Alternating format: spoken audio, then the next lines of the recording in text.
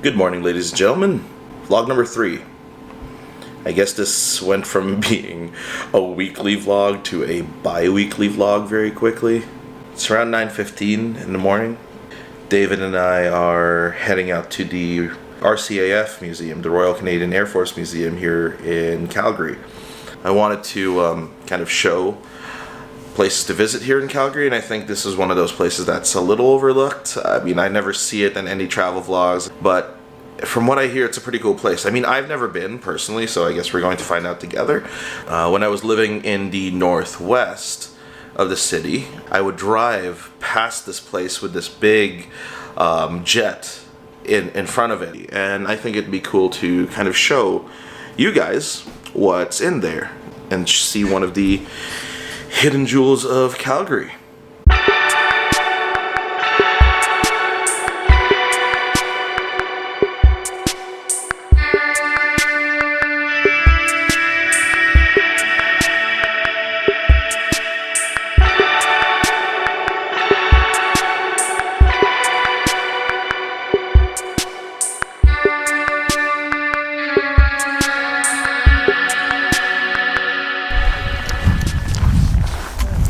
We made it despite the amazing cold weather that Canada gives us. Winters like this, they're made for visiting museums, so I think we're doing the right thing here.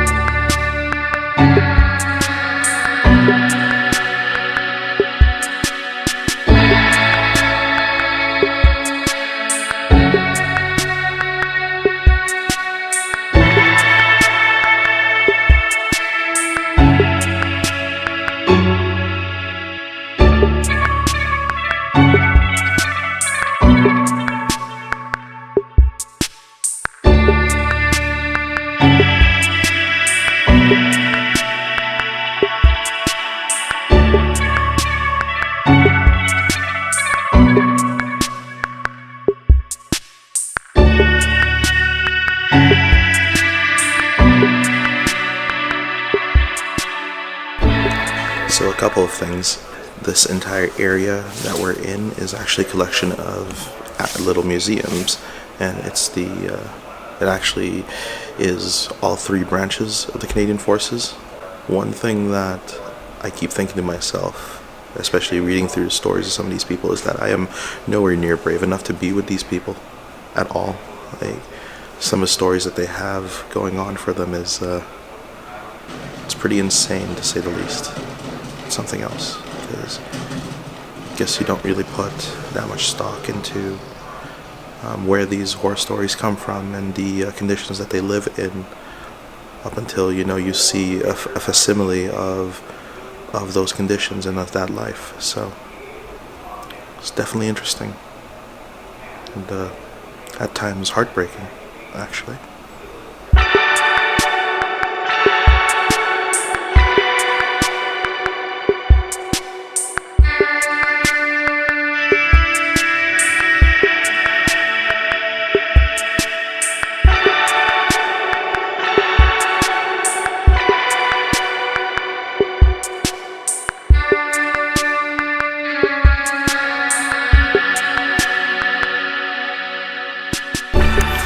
So Isa, who doesn't want to be on camera, has decoded the flags up above, and apparently it says Royal Canadian Navy. I would not have figured that out, not without the cheat sheet that's posted on one of these things anyways. That was pretty cool. So I just talked to one of the people here at the museum, and he was actually refurbishing a ship. The ship that he was refurbishing, the model ship that he was refurbishing, was actually pretty cool.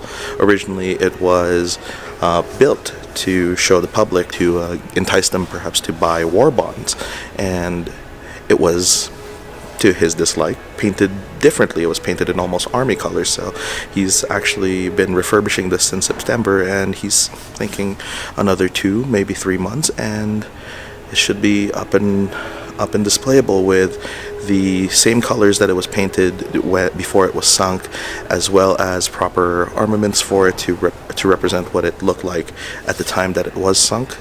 To pay proper tribute and honor to the people who were on that ship.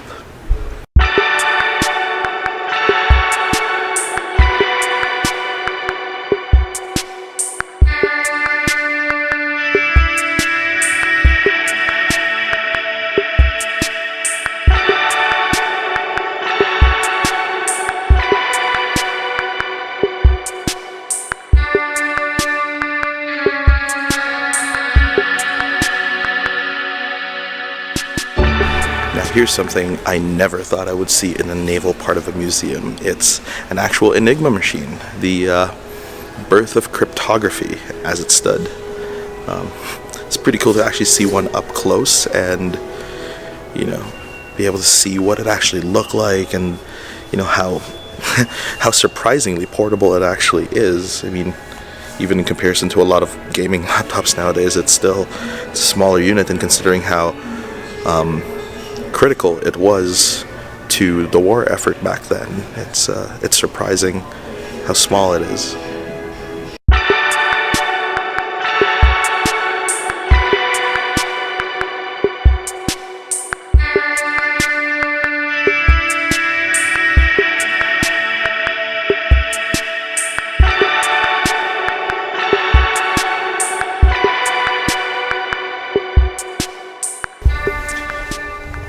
So the gentleman at the table let us know that there's actually a museum place on McKnight as a hangar for a lot of the Air Force stuff that they show.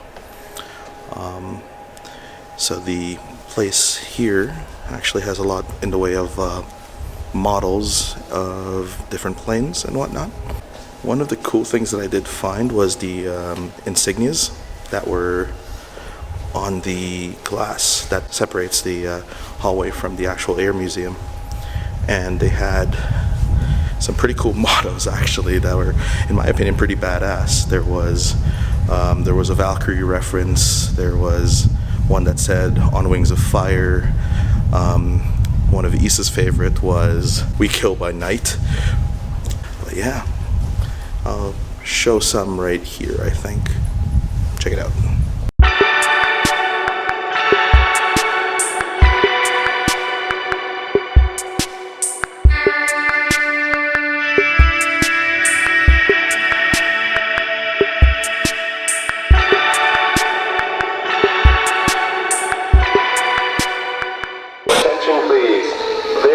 National emergency. We have confirmation of an initial nuclear airstrike on Canada. Military authorities have advised that another nuclear airstrike is considered imminent. Please remain calm. Find shelter now. Take shelter in your basement. Always remember, the flash of an atomic bomb can come at any time, no matter where you may be.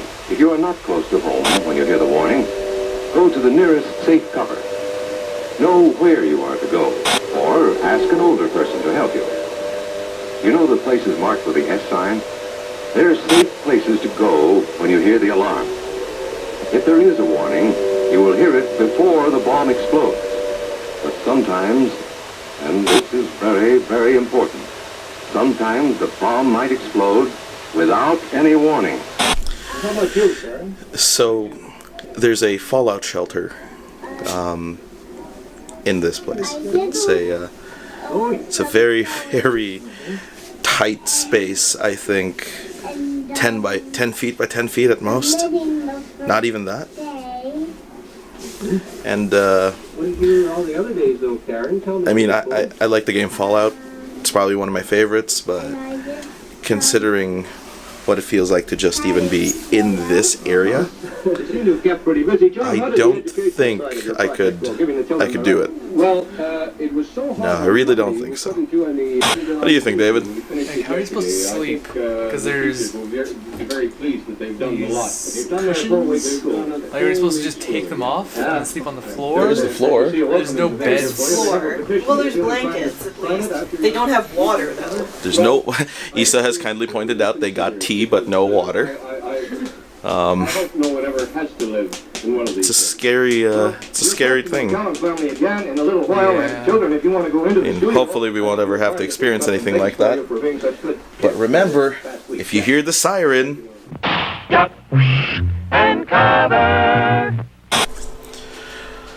well, we made it home. We did not have to duck and cover on the way home. We didn't realize it, but we ended up actually spending about 5 hours at that museum, which even for me, and I love museums, that was an insane amount of time, actually. We ended up spending more time there than we thought. It highlights a lot of things that honestly I would have never known about. Even living in Canada, you don't hear about Canada's history really unless you go to places like this. So I definitely recommend it as a place to go to if you're ever in Calgary. The last thing that you saw there was the Cold War exhibit that they were putting on, and honestly, surreal experience. I mean, even walking in to those sirens and that upturned TV with the warning going on, that was crazy. Didn't really expect that walking in, to be honest. Kind of caught us off guard. But, you know, it shows the reality that a lot of Canadians have had to deal with in an era that I was not a part of. And it's great that we're being shown the reality of those days. So I definitely recommend checking it out. Thank you so much for watching. That wraps up this vlog for another week. I don't know what I'm gonna do for the next one, but if you guys have any suggestions, I'd love to hear them. You know, comment down below. Hell, if you're feeling generous, give me a subscribe. Would love that. I'd love to show you guys my trips outside in the city, outside the city, maybe even outside Canada one day. If I keep doing this, Ireland, I am coming for you. I'll vlog the hell out of that country. Thank you so much for watching, guys. I'll see you in the next one.